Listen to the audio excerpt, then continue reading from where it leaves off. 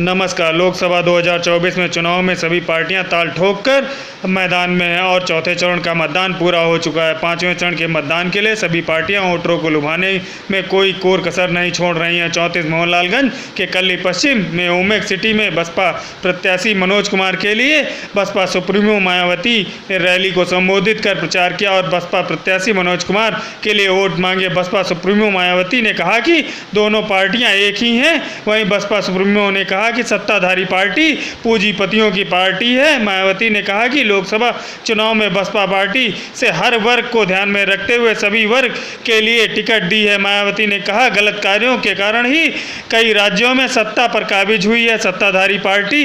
वहीं आड़े हाथों लेते हुए कहा कि सत्ताधारी पार्टी की सहयोगी दल भी इसी तरह कार्य कर रहे हैं और सत्ता पर काबिज हो गए हैं। इसी कारण सत्ताधारी पार्टी जातिवादी पूंजीपतियों तथा सड़के झूठे वादों के साथ सत्ता पर काबिज है। इनकी कथनी करनी में बड़ा अंतर है, इसीलिए जनता ने सत्ताधारी पार्टी को नकार दिया है। मायावती ने कहा कि भाजपा अब दोबारा सत्ता में वापस आने वाली नहीं है। वहीं मायावती ने कहा कि बसपा के प्रत्याशी को जिताकर भेजो, हमारे हाथों को मजबूत करो और हम आप लोगों के कामों का पूरा लेखा जोखा देंगे। आइए देखिए पूरी रिपोर्ट उप संपादक अशोक कुमार के साथ। क्या कुछ कहा मायावती ने।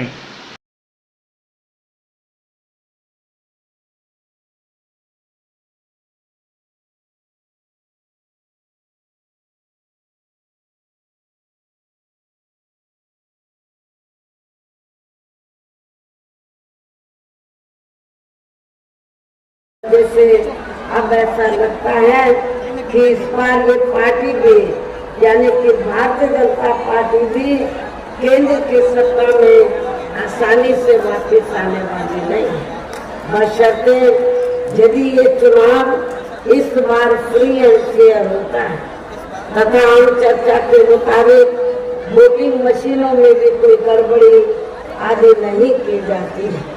और वैसे भी इस बार चुनाव में इनकी कोई भी पुरानी एवं नई चल रही नाटकबाजी, जुमलेबाजी व गारंटी आदि काम में आने वाली नहीं, क्योंकि अब